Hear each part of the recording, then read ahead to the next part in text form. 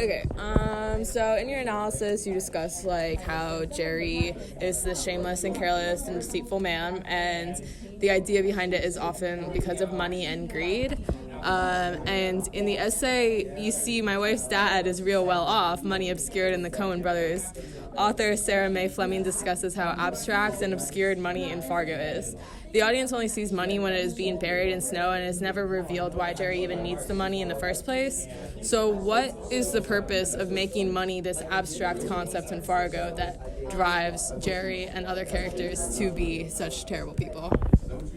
So that's a really good question. So I feel like this whole concept of money being like, I feel like the Coens do what the Coens do, or what I did at the end, because you kind of just like you work yourself up over this, like, oh my God, Jerry's just doing this for money. Jerry's getting his wife kidnapped for money. Jerry's scamming couples for money. And at the end of the day, the money doesn't matter. The money never really becomes, the resolution here. And I feel like that way to just like toy with the audience and make them kind of just like run circles around in their head and just be like, man, like Jerry's like, poor Scotty, Jerry's, if only Jerry could just, man up and be like, yeah, I arranged for your mom to get kidnapped and I didn't want to anymore and it's too late.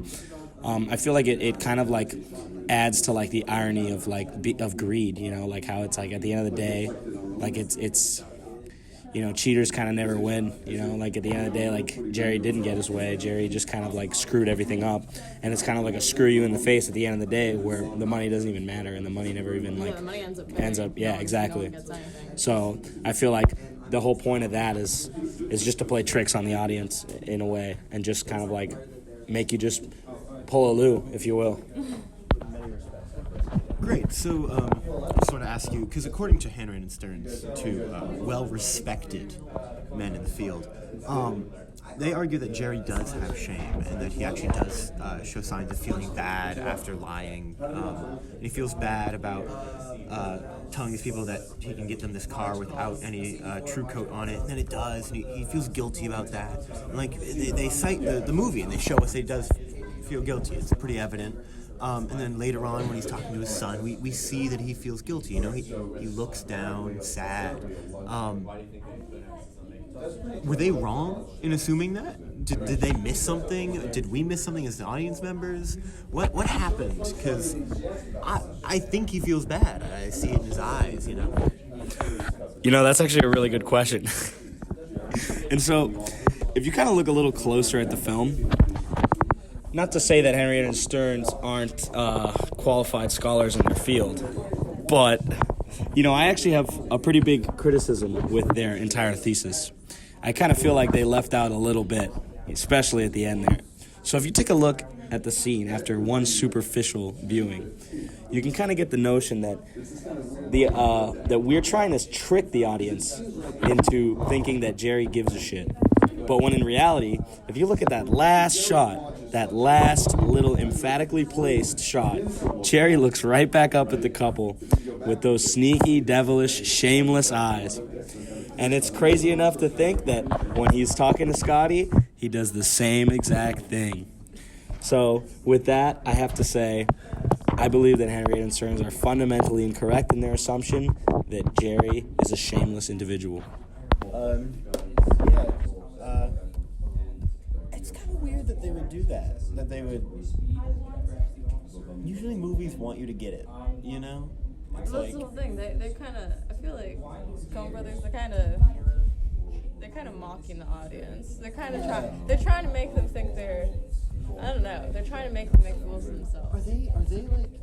I don't know what they're but they're like two asshole guys who went to film school and like pretentious and like we're gonna show how dumb people are. We're gonna make this movie I feel like too hard. I feel like it offers like a new kind of like lens to interpreting like film. I guess like when it comes to like reading film, it's.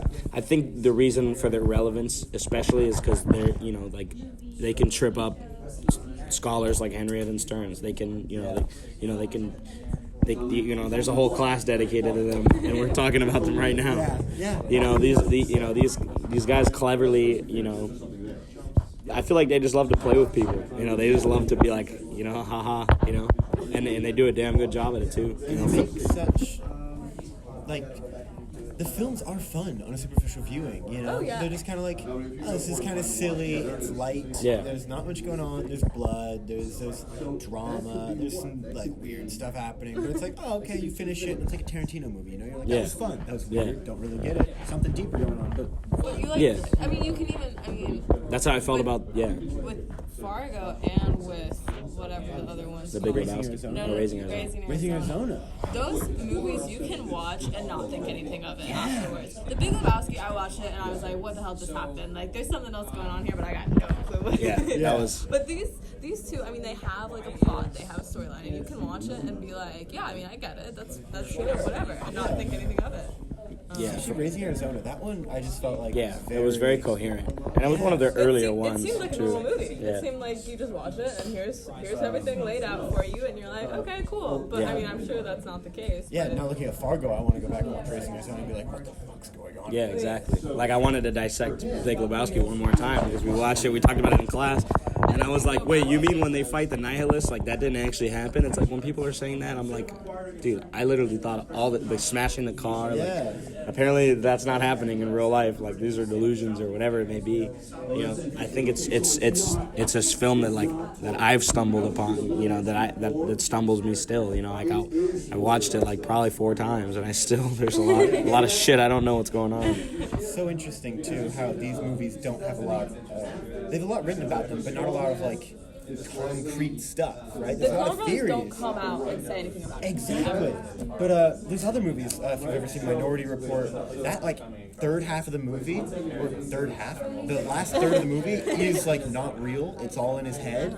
And the director at one point like came out and said, guys, you know that doesn't happen, right? And everyone's like, oh shit. But like it was concrete. And then he said it and you're like, okay, cool. Coen Brothers aren't telling us shit. Yeah, and they love to lie and they love to Like, make things up. They like love watching everybody just like running around in circles trying to figure it out, and they're just sitting back there in their chairs like, y'all are all wrong. Yeah. Everything you're saying is I so wonder if wrong. they sit back there like, we wrote that shit high, we don't even know Yeah, what it means. what if there's not even There's no meaning. to it? What if they were just like fucking around and then I feel like that happens with movies.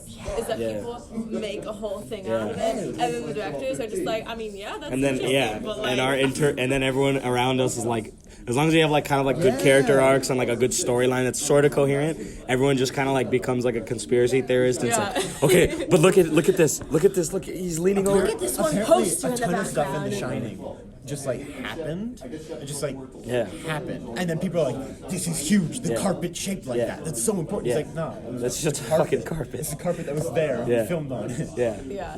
And that's like with art too, like paintings. It's like, I wonder what it was going through People Van will Gogh's head dissect- when he was writing. He chopped his ear off right before painting this. He wasn't thinking anything. Just kind of thrown Yeah, down. exactly. So I feel like that's an interesting take on like how the Coens kind of like operate. I just feel like they're evil people, and they just love to watch the They world burn. seem like people who are like film producers and they just hate film. Yeah. I feel like they Yeah. hate movies. Yeah. They hate movies. And they do it by just flooding the film world with all this. So yeah, I feel like very good.